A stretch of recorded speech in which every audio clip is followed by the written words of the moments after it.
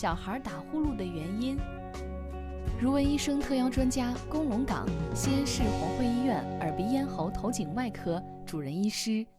小孩打呼噜原因分很多种，多数情况下小孩呢腺样体肥大、扁桃体肥大都会引起打呼噜。往往打呼噜其实对很多家长有一个误区啊，他说小孩打呼噜是睡觉睡得好的表现，其实小孩打呼噜是一种比较有害的病，它不是一个说是这睡得香，不是这个道理。小孩打呼噜预示着他的通气道不太好，他才会打呼噜。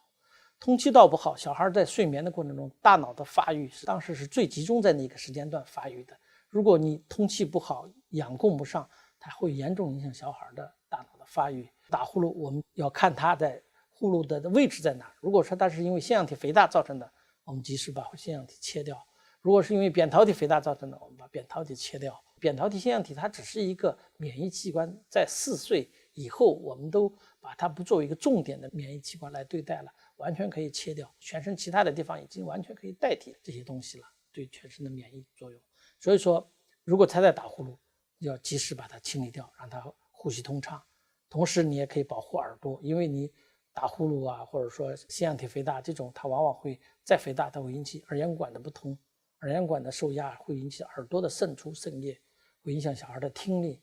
带来的后遗症非常大。所以说一般我要打呼噜我们都非常警惕，一个是反复的要查他的腺样体是不是大，扁桃体是不是大，对耳朵有没有影响，有这方面的影响我们尽快的手术把它做掉，改善他的呼噜的情况。